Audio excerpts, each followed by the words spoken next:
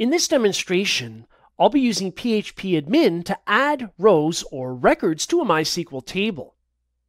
Let's start here at the MySQL command line, where I'm going to begin by selecting or using a specific database that I've already got created called customers. So use customers.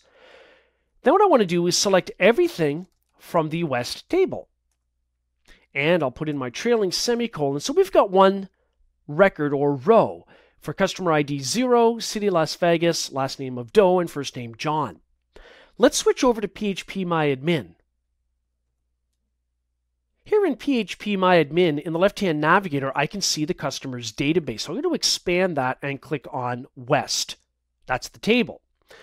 Then I can see that we're looking at Browse, where we can see our user John Doe.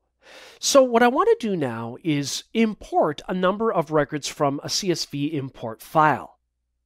So this is the import file where in the leftmost column we've got the cust ID, comma, city, comma, last name, comma, first name.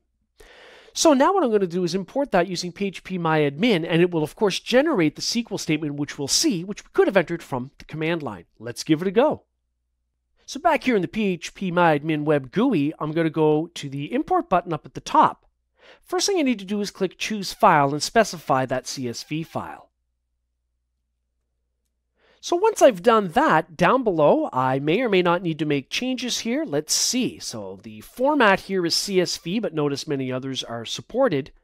And our column delimiter or separator is a comma, which is perfect. That's what's in the file, so it should be that easy. Let's click the Go button.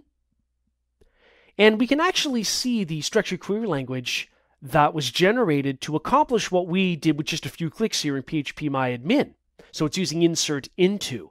If we go back to Browse, then we'll see that indeed we've got a number of additional customers that were added to the West table. And back here in the MySQL CLI, same thing. If we go back and rerun our select all from West, then we'll now see it reflects our newly imported customers to that MySQL table.